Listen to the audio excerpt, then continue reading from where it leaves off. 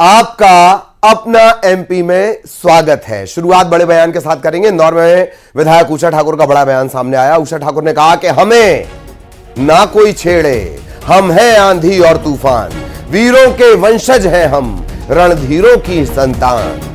छतरीपुरा विवाद पर बोलते हुए उन्होंने कहा कि जिहादी मानसिकता वालों को समझ लेना चाहिए कि भारत का संविधान अपने आप में बहुत सशक्त है। खेल खिलौने के पटाखे तो साधारण बात है। 2047 का स्वर्णिम भारत असली बमों को बनाकर दुश्मनों को सबक सिखाने का मादा रखता है। वहीं धीरेन्द्र शास्त्री के बयान का समर्थन करते हुए उन्होंने कहा, हमारे संत महात्मा 100% सही कह रहे हैं। जिनकी सनातन में आस्था है उसे ही इसमें आना चाहिए और गैर हिंदुओं का प्रवेश वर्जित होना चाहिए।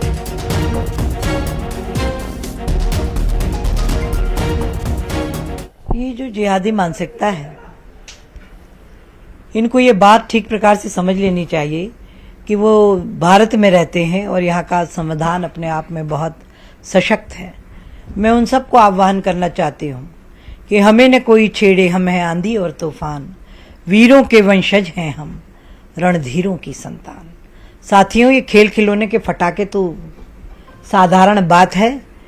ये 2047 का स्वर्णिम भारत असली बमों को बनाकर दुश्मनों को सबक सिखाने का मादा रखता।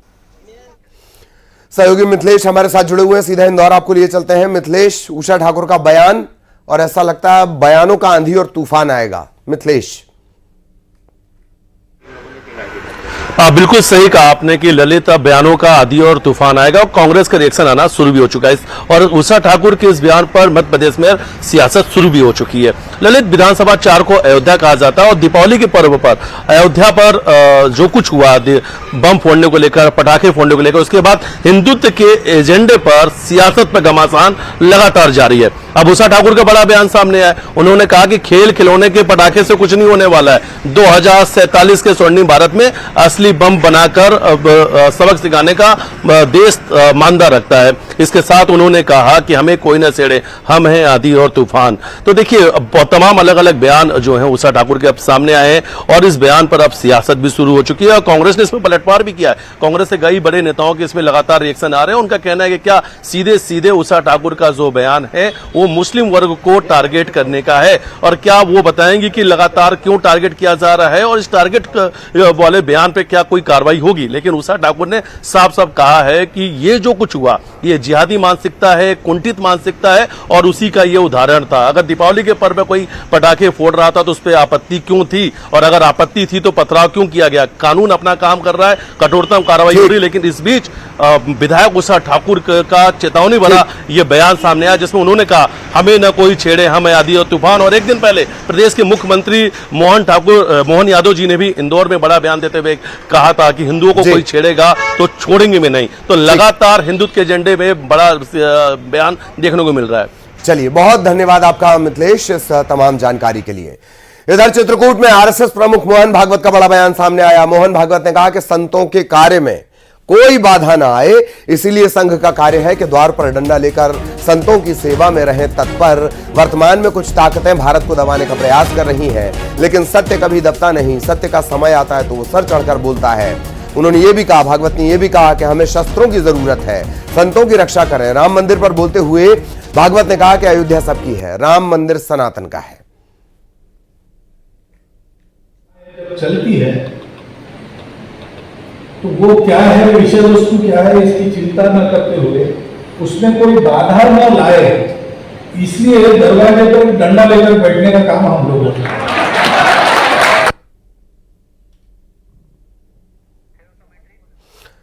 कुछ ताकतें भारत को दबाना चाहती हैं, किसी तरह की बाधा ना आए, विषय वस्तु क्या है इसकी चिंता ना करें, डंडा लेकर तैयार रहें। ये आरएसएस प्रमुख मोहन भागवत का बड़ा बयान। और शैलेंद्र भदौरिया हमारे साथ जुड़े हुए हैं, शैलेंद्र के पास आपको लिए चलेंगे। शैलेंद्र, अब शस्त्रों की जरूरत है, संतों को सुरक्षा देनी है। शैलेंद्र। बिल्कुल बिल्कुल। देखिए ललित, मैं आपको बता दूं, जिस तरीके से लगातार जो बयानबाजियां हो रही हैं, जो संत हैं वो लगातार जिस तरीके से सनातन को लेकर जो बयान दे रहे हैं, जिस तरीके से यूपी के मुख्यमंत्री ने जब कहा कटेंगे तो बटेंगे, उसी बटेंगे तो कटेंगे जब कहा, तो उसके समर्थन में तमाम जो साधु संत उतर आए और कुछ लोगों ने साधु संतों के इस बयान का विरोध भी किया। कहा कि सनातन की शिक्षा देना साधु संतों का काम है, सामाजिक ताने बाने को खराब न करें। और यही कारण है कि संघ प्रमुख मोहन भागवत अब सीधे तौर पर यह कह रहे हैं कि जो साधु संत है उनकी रक्षा करने की जरूरत है ताकि वो सनातन को आगे ले जा सके। यही कारण उन्होंने ये भी कहा कि डंडा लेकर हम सबको निकलना होगा। कुछ ताकतें हैं जो भारत को कमजोर करना चाहती है, भारत के सनातन पर लगातार हमले हो रहे हैं, उनको यदि रोकना है तो डंडा लेकर आपको आगे चलना होगा। इतना ही नहीं, उन्होंने अयोध्या को लेकर कहा कि अयोध्या सबकी है, सनातन जो सनातन को मानते हैं वो सबके सब अयोध्या आए। लेकिन अगर राजनीतिक दल अलग हो सकते हैं, चुनाव के समय विचारधारा अलग हो सकती है, लेकिन चुनाव के बाद जो है सभी दलों के लिए देश सर्वोपरि होना चाहिए। जो लोग देश विरोधी बातें करेंगे ऐसे लोगों को सबक सिखाने के लिए संघ जो है वो हमेशा तैयार खड़ा है और साधु संतों की रक्षा करने के लिए भी जो संघ है वो लगातार डंडा लेकर आगे चलने का काम करेगा ताकि सनातन भी जिंदा रहे और जो शस्त्र है उस शास्त्र के भी उसमें बने रहे। जी बिल्कुल बिल्कुल। संतों का जब भी जिक्र होता है राम रहीम और आशाराम की भी याद आ जाती है, जाने क्यों, सहयोगी हो सकता है। बहुत धन्यवाद आपका शैलेंद्र इस तमाम जानकारी के लिए। और इन सब के बीच जबकि संतों की रक्षा जरूरी है, कब गिरफ्तार होंगे गुनाह के गुनहगार, इस सवाल का जवाब कौन देगा। गुना में एक मासूम के साथ हैवानियत हुई, आरोपी 8 साल की बच्ची को लेकर जंगल में गया, उसके साथ दुष्कर्म किया, बच्ची की हालत गंभीर है, इलाज के लिए भोपाल पहुंचाना पड़ा। अज्ञात के खिलाफ मामला दर्ज कर आरोपी की तलाश शुरू कर दी गई है।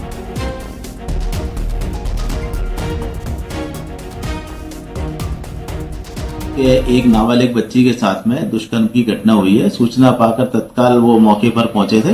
बच्ची को तत्काल डायल 100 के माध्यम से जिला चिकित्सालय में लाया गया। यहाँ पर प्राथमिक कार्रवाई महिला थाना प्रभारी के द्वारा की जा रही है और जो अज्ञात व्यक्ति है उसकी तलाश पता रखी में। बच्ची की हालत गंभीर है, भोपाल में उसका उपचार जारी है और झूठ बोलकर ये बच्ची को अपने साथ ले गया था। संदीप दीक्षित गुना से हमारे साथ जुड़े हुए हैं। संदीप, क्या कुछ अपडेट इस मामले में, गुनहगार आरोपी के बारे में कोई सुराग? बिल्कुल ललित, मैं आपको बता दूं, बड़ा ही शर्मनाक गुनाह को कलंकित करने वाली खबर आज सुबह से ही आई थी। रात को बच्ची को एक युवक बेला फुसला कर जंगल में ले गया और उसके साथ दुराचार किया। बच्ची की हालत इतनी खराब है कि उसको भोपाल भेजा गया। तत्काल एक्शन में पुलिस आई है। एसपी संजीव कुमार सिन्हा ने 4 टीमें जंगल बेल्ट होता है उसमें भेज दी हैं। चारों टीमें लगातार सर्चिंग कर रही हैं। जो अपराधी है उस पर 10,000 का इनाम रख दिया गया है। पहली चुनौती तो ये है कि अपराधी अज्ञात है, अपराधी कौन है उसे कोई पहचानता नहीं है। वो जो इलाका होता है वहां कोई सीसीटीवी नहीं है, इसलिए काफी तरह की चुनौतियां पुलिस के सामने हैं। देखना ये हो कि ये कब तक पकड़ लेंगे। सबसे बड़ी बात ललित ये है कि हम उस देश के वासी हैं जहां देवी दुर्गा को पूजा जाता है। 8 साल की कन्या, एक सवाल ये उठा कि ये 8 साल की बच्ची को माता ने कैसे साथ में जाने दिया। कौन ये डाउट करेगा, कौन ये सवाल उठाएगा कि 8 साल की बच्ची को कोई किसी के साथ ना भेजे। क्या हमारा समाज इतना खराब हो गया है, क्या इतनी गंदगी लोगों के दिमाग में भर गई है कि वो 8 साल की बच्ची को भी नहीं छोड़ रहे हैं। जो अपराधी पकड़ा होगा उसको लेके लोगों में बहुत गुस्सा है। लोगों का कहना है कि अब 8 साल की बच्ची भी हमारे गुनाह में सुरक्षित नहीं है। किस तरीके के लोग आ गए हैं समाज में। बिल्कुल। मैं आपको बता दूं 10,000 का इनाम घोषित हो गया है। तो बड़ा अपडेट जो संदीप दे रहे हैं, 10,000 के इनाम का ऐलान हो गया है। संदीप दीक्षित गुना से हमें जानकारी दे रहे थे। संदीप, बहुत धन्यवाद आपका इस तमाम अपडेट के लिए। 10,000 के इनाम का ऐलान हो गया। लेकिन व्यवस्थाएं अगर ऐसी चलेंगे कि नीचे ऑफिस चलता है और ऊपर पार्टी होती है, दरिंदों को ऐसे ही मौका मिलता है। अगली खबर, भिंड में तहसील कार्यालय की छत मैखाना बन गई। तहसील की छत पर शराब पार्टी चल रही थी। वाह! कर्मचारियों के पार्टी का वीडियो वायरल हुआ है। शराब पीते हुए नजर आ रहे हैं। वीडियो वायरल होने के बाद एसडीएम ने नोटिस जारी किया है। नोटिस से कभी मदिरा की खुमारी उतरी है? संख्या देखिएगा अभी जब वीडियो आपके सामने आएगा। गिनते चलिए, 1 2 3 4 5 6 7 8। इतने तो दफ्तर में बैठे हुए नहीं मिलते हैं जितने दारू की पार्टी में बैठे हुए मिले हैं। यह तहसील ऑफिस की स्थितियां हैं।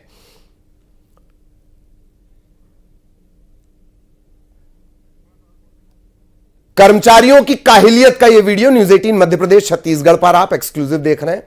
नया नया भवन बना है, ऊपर जाम चल रहा है। कर्मचारियों के द्वारा दिवाली पूर्व छत पर तहसील की छत पर जाकर कुछ अवांछनीय गतिविधियाँ की थी। उनके संबंध में मेरे द्वारा सभी को नोटिस जारी किए जा रहे हैं और नोटिस जारी करने के बाद उनके विरुद्ध जो भी वैधानिक कार्रवाई है, अनुशासनात्मक कार्रवाई, वो जरूर की जाएगी। तो कार्रवाई जारी है। नोटिस से डर नहीं लगता साहब, निलंबन से भी इन्हें डर नहीं लगता होता तो यह पार्टी यहां नहीं चल रही होती। छत पर यह पार्टी मनाई जा रही है, तहसील ऑफिस की छत पर। सीधा भिंड लिए चलेंगे। रवि रमन त्रिपाठी इस वक्त हमारे साथ जुड़े हुए हैं। रवि रमन, नोटिस जारी कर दिया गया है, पूछा गया होगा कि बताइए क्यों पी रहे थे, या ऐसा ही कोई सवाल किया गया होगा, शो कॉज नोटिस। क्या वाकई इससे ये व्यवस्थाएं सुधर जाएंगी? इतने तो तहसील दफ्तर में लोग नहीं दिखते जितने इस पार्टी में शामिल हैं। रवि रमन,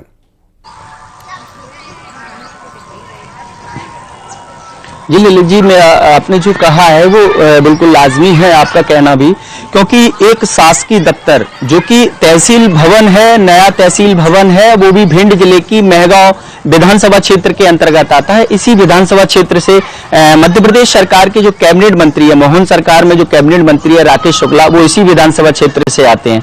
उन्हीं के विधानसभा क्षेत्र का ये पूरा मामला है। इस एक वीडियो सोशल मीडिया पर वायरल हुआ, जिस वीडियो में जो नवीन तहसील कार्यालय के जो बाबू है, कर्मचारी हैं, यहां तक कि भृत्य भी इन मेजोरिटी लगाकर महफिल सजाकर शराब पार्टी चल रही थी, और उसी का एक वीडियो वायरल हुआ तेजी से, जिसके वीडियो वायरल होने के बाद पूरा प्रशासनिक अमला इस समय हरकत में है। जब मामला एसडीएम तक पहुंचा, नवनीत शर्मा तक पहुंचा, तो उन्होंने नोटिस तो थमा दिए गए हैं, लेकिन अभी तक उन पर कोई ठोस ऐसी कार्रवाई नहीं की गई है जिससे लोगों के लिए एक मिसाल बने, नजीर बने। क्योंकि आए दिन अक्सर कर जो एक न्याय का मंदिर होता है, यहां लोग अपनी फरियाद लेकर पहुंचते हैं, हजारों की तादाद में पहुंचते हैं, लेकिन जब उनके काम पेंडिंग पड़े रहते हैं, कई घंटों खड़ा रहना पड़ता है लाइन में, और कई दिनों तक लोगों को अपने अपने काम के लिए दफ्तर के चक्कर काटने पड़ते हैं, लेकिन उनके काम नहीं होते। लेकिन ये जो नजारा सामने जो निकलकर सामने आया है, ये शराब पार्टी करते हुए का जो वीडियो सामने आया है, ये वास्तविक जमीनी हकीकत दिखा रहा है भिंड जिले की अव्यवस्थाओं की। हर तहसील दफ्तर में आप जाइए, अधिकारी के चेहरे पे, कर्मचारी के चेहरे पे लिखा होता है, मैं करप्शन का भूखा हूं। बहुत धन्यवाद आपका रवि रमन इस तमाम जानकारी के लिए। और किस तरह से स्थितियां हैं, तो एक तरफ सिस्टम को शराब खा गई है, बाकी जो बचा वो करप्शन खा गया। करप्शन को लेकर तमाशा भी हो गया। मुरैना में नगर निगम की महापौर शारदा सोलंकी को वार्ड नंबर 46 के पार्षद ने वंदन सिंह यादव खरी खरी सुना दी। बहस का वीडियो सोशल मीडिया पर वायरल हो रहा है। वार्ड नंबर 46 में निर्माण कार्य का निरीक्षण करने के लिए शारदा सोलंकी पहुंचती हैं, निर्माण कार्य को घटिया बताती हैं, ठेकेदार को फटकार लगाती हैं। मौके पर पार्षद वंदन सिंह यादव पहुंचते हैं, महापौर से बहस करना शुरू करते हैं। पार्षद कह रहे हैं 5% का कमीशन नहीं देने पर महापौर उनके वार्ड को टारगेट कर रही हैं। आप ये कर रहे हैं, उनको भी हम चेक करवाएंगे। हाँ बिल्कुल, जो आप लोग कहते उनमें भी जाइए। और भी मैं आपसे सम्मान नहीं, मैं चित नहीं कर रहा। आप क्या कर रहे हैं, क्यों ला रहे हैं आप, मुझे पता है सब कुछ। कमीशन के लिए सब भ्रष्टाचारी चल रही है, अड्डा बना दिया नगर निगम को। कमीशन के लिए सारे भ्रष्टाचार हो रहे हैं, कमीशन की लड़ाई चल रही है नगर निगम में, और कुछ नहीं है। भ्रष्टाचार चरम सीमा पे पहुंचे हैं नगर निगम। वही कमीशन खाता है, कमीशन और क्या है? नगर निगम में कमीशन ही चलेगा।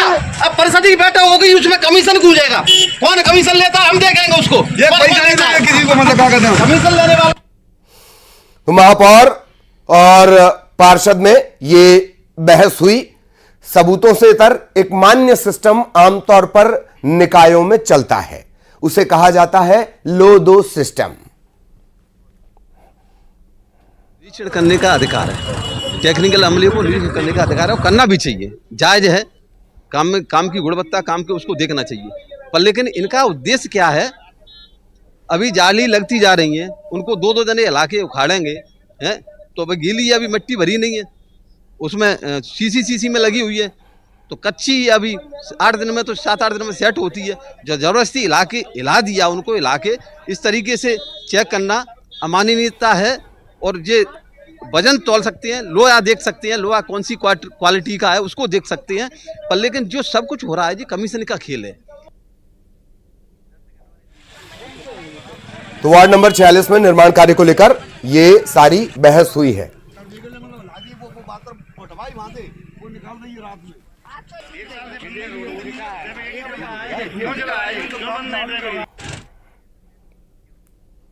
उन्नीस सौ 1937 कुंदन लाल सहगल, एक बंगला बने प्यारा न्यारा, गाने से ही काम चलाना पड़ेगा अगर ग्वालियर में रहते हो तो। ग्वालियर में प्रॉपर्टी के दाम बढ़ाने को मंजूरी मिल गई है। 137 लोकेशन पर प्रॉपर्टी के दाम बढ़ेंगे। केंद्रीय बोर्ड ने दाम बढ़ाने के प्रस्ताव को मंजूरी दे दी है। भोपाल में होल्ड हो गया है लेकिन ग्वालियर में नहीं। न्यू सिटी सेंटर सबसे ज्यादा महंगा, 30,000 रुपए प्रति वर्ग मीटर के हिसाब से जमीन मिलेगी। अंदाजा लगा लीजिए, ग्राफिक्स के जरिए और समझाएंगे आपको किस इलाके में कितने दाम बढ़ गए हैं।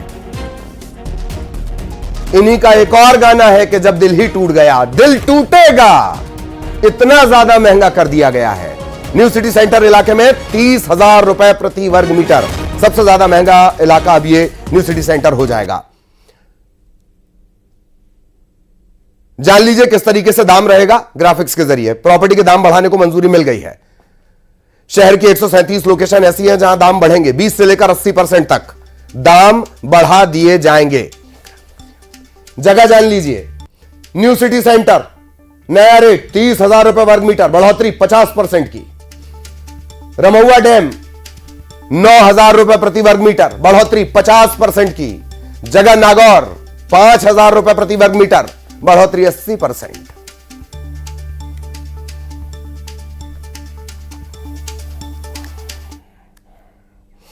और अब जबलपुर के दिल को दहला देने वाले हिट एंड रन मामले में आरोपी विजयंत गंगेले को आखिरकार गिरफ्तार कर लिया गया।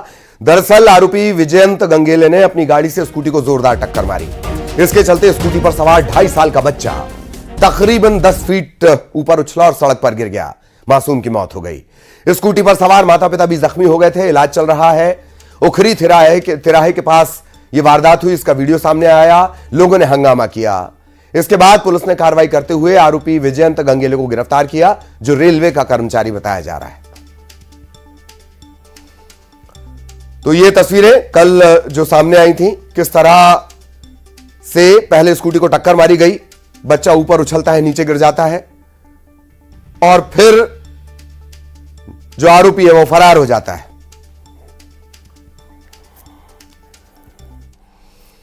खबर बुरहानपुर से, जहां पाड़ों का मुकाबला करवाना महंगा पड़ा। 67 लोगों पर मामला दर्ज हुआ है। बोदरली गांव के जो मेला आयोजक थे उन पर यह मामला दर्ज हुआ है। पशु क्रूरता अधिनियम के तहत यह मामला दर्ज हुआ है।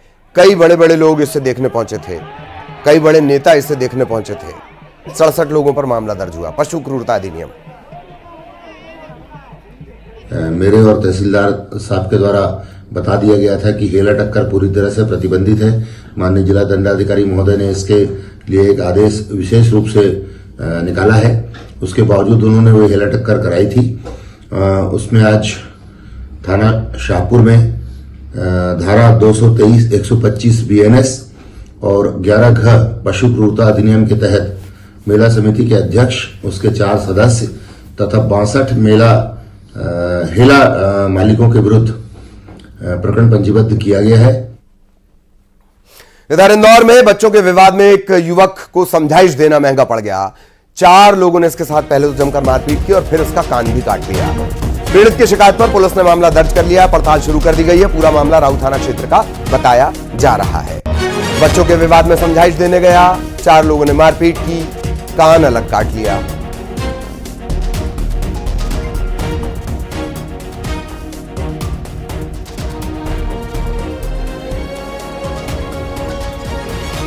मध्य प्रदेश में कानून व्यवस्था पर सवाल उठाते हुए जीतू पटवारी ने कहा कि पूर्व गृह मंत्री असुरक्षित हैं। तो ये किसका राज है?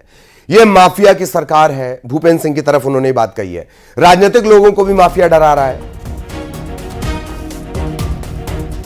तो गृह मंत्री असुरक्षित है इस प्रदेश में, तो क्या मैसेज है कि ये माफियाओं का राज है या नहीं है?